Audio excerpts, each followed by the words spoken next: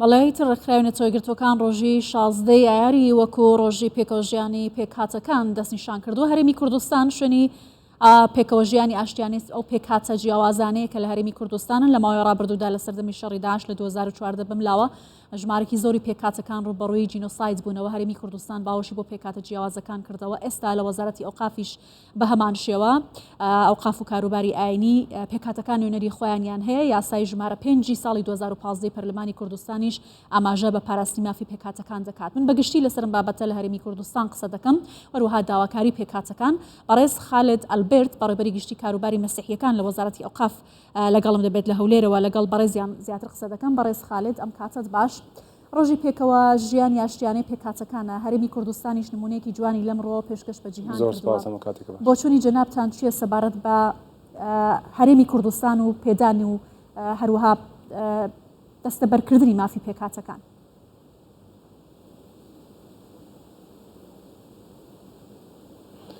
پێشەکی پیرۆزبایی ئەم ڕۆژاکەم لە هەموو پێکهاتەکان و بە تایبەتی و پێکهاتانی کە لە کوردستان ئەمڕۆژین لە ژێر چەتری وەکو جەنابەت ئاماژەت پێکرد یاسای ژمارە 5 لە وەزارەتی ئەوقاف و کاروباری ئاینی ئەمڕۆ 8 پێکهاتە بەڕسمی تۆمار کراوە.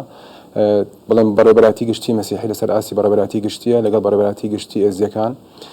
نوێنە پێکهاتەکانی دیکەش وەکو نوێنەرایەتین تاکۆستا نەبوونەتە بەڕێبەرایەتێکی سەربەخۆ، بەڵام تەمسیلەن هەیە لە ناو وەزارەت و دایمەن کار و چالاکیەکانمان پێکەوە ئەبێن بەڕێگاوە.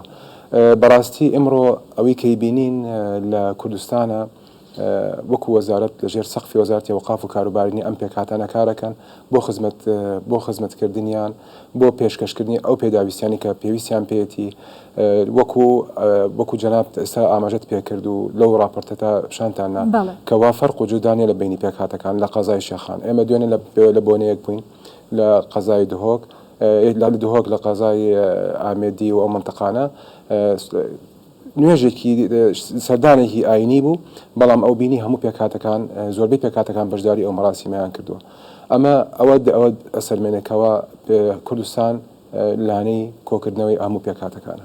باشە بەڕێز خالد، لە ماوەی دوای شەڕی داعشەوە ژمارێکی زۆری لە کریستیان و مەسیحیەکان لە هەرێمی کوردستان ڕوبەڕووی زۆر کارەسات بوونەوە کە هەرێمی کوردستان بووە لانکێکی ئارام بۆیان بە تایبەتی لە ناوچە جیاوازەکانی عێراقیشەوە ڕویان لە هەرێمی کوردستان کرد. لەمڕۆوە ئەتوانین بڵێن هەرێمی کوردستان چی کردووە بۆ پێکهاتی مەسیحی و کریستیانەکان، تا چەند دەتوانی وتانە هەماهەنگی هەبێت لە نێوانتانە بۆ دەستەبەرکردنی سەرجەم ئەو مافانەی کە مەسیحیەکان لە هەرێمی کوردستان داوای دەکەن؟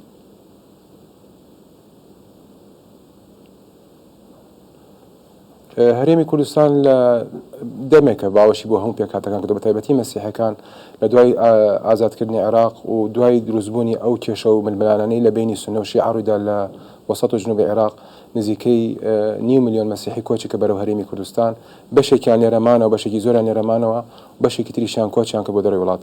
و هەروەها چەندین مەشاکلی تر ڕوویدا تا بڵێن کێشەی هەجوومکردنی داعش بۆ منتەقەی مووسڵ دەشینەوە نزیکەی 138,000 مەسیحی عینەشت کۆچیان کرد بەرەو هەرێمی کوردستان لێرەمانەوە و کوردستان باوەشی بۆ کردنەوە.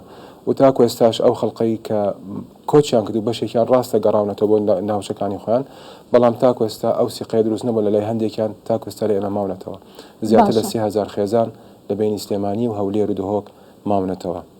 بەڵێ بەڕێز خالد، لە ماوەی ڕابردوودا بە تایبەتی بۆ پرسی هەڵبژاردنەکانی پەرلەمانی کوردستان باس لە پرسی پێکهاتەکان و مافەکانیان دەکرا لە هەڵبژاردنەکاندا بۆی کە سیستمەکان بە چ شێوازێک بێت. چۆن خۆتان دەبینەوە لە نێوان سیستمی حکومڕانی لە هەرێمی کوردستان بە تایبەتی لە کابینەی نۆیەمدا لە ئاستی وەزارەت و هەروەها جومگە سەرەکیەکانی دەسەڵاتدا پێکهاتەکانیش بەشدارن و پۆستی باڵیان لەم حکوومەتەدا هەیە؟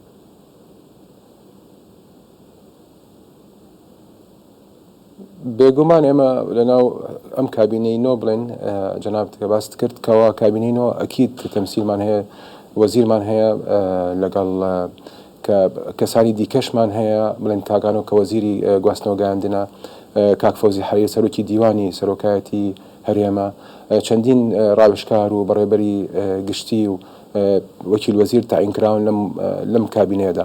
ئەکید ئێمە دەستخۆشی لە کابینەی نوۆکەین و بتمثيلي هم بيكاتك أنك هر بيكاتي مسيحي إزديش مان هي بلين بريكاري وزيرة لسر أس لبرلمان لبلين لمديرية عامة كان عينشت تمثيليا هي موجودة بلام موكو مسيحي أكيد أو دس بلين حكومة قد تقسينا كدولة قلب بيكاتك لدابين كدني بيداوي سكان بلام بداخل أو كيشي من الملاني كباس ما كرد بيشتر كالعراق رويدا كيشي دارائي بودجا تأثيري كده سر أدائي حكومته بتقديم كدني بيداويسي بيكاتك بلام خوش بختانة موكو وزارة ل 2014 لا يبرستان أشكال كبوجا وستا إما برام حكمة بردوام ولا جيبة جيكني بروجا كمان بونو هنا إما لسر آستي برا بلاتي كشتي ولا وزارة أوقاف السيا كنيسة ما دروس كردوا جي فخرة كوا هريمي كردستان إمرو